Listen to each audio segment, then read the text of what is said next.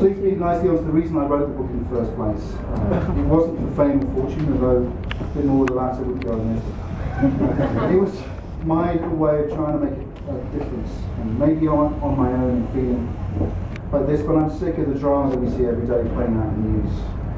Overprivileged chum David Cameron currently is fanning the flames of war yet again, and it becomes even, for me, even more personal. I saw a world as ingeniously insane, aggressive, predisposed to war, racist, selfish, short-sighted and divided. But here's the thing, we're not. And that's the mystery and the opportunity and the whole premise of my book series. The story of HUMANredux is about an alien visitor who is here to observe us. He sees the madness in us when he shakes his head. Though happenstance, he discovers a plot to wipe us from the face of the earth by an aggressive reptilian species. He sees that the only way to save us is to go back in time to a place where he can unite the world under the same flag, through a Roman centralized government, a single language, and stripping away of the mechanisms of division and injustice. He tries to build a society that is meritocratic, embraces difference, where everyone has an equal stake in society. The bulk of book one is setting the story of the journey back in time. How would you go about this lofty dream with nothing but your intentions and your birthday suit? How would you take back with? Who would you take back with you, and how would you intend to take over the world? Book two is my Empire Strikes Back. It's dark and becomes more mysterious. And book three is where the pieces of the puzzle finally land into place.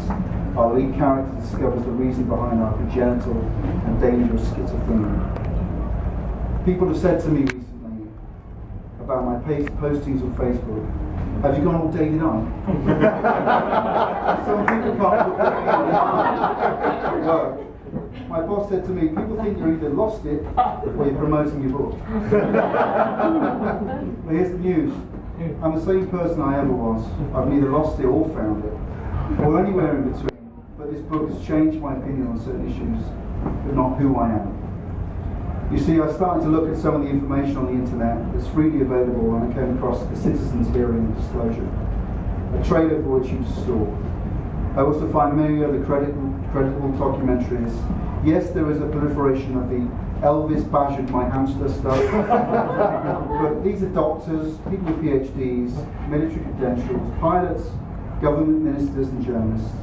Like the congressmen and women who came to the subject with an open mind, my opinions changed. The event that took place in April in the National Press Club in Washington, D.C. was either ignored by the mainstream media or ridiculed. I couldn't understand why nobody would take these guys seriously. The sixth man on the moon was amongst the whistleblowers. These are not trailer park trailers. So I researched further and saw that the CIA funded one of their agents called Gene Pope to buy a national newspaper. They called it the National Enquirer, some of you may have heard of it. It became a national household name in the US through headlines like Hillary Clinton adopts alien baby. That's a real headline. They sought to ridicule the whole US issue, so no mainstream newspaper would cover it. They cast the subject into the realm of the crazies and it stayed there to this day. Maybe it's my age, but I don't care if I'm seen as crazy for looking into this stuff. But I ask you to consider what would happen if we suddenly take an interest and demand that the governments of this world start taking the issue seriously.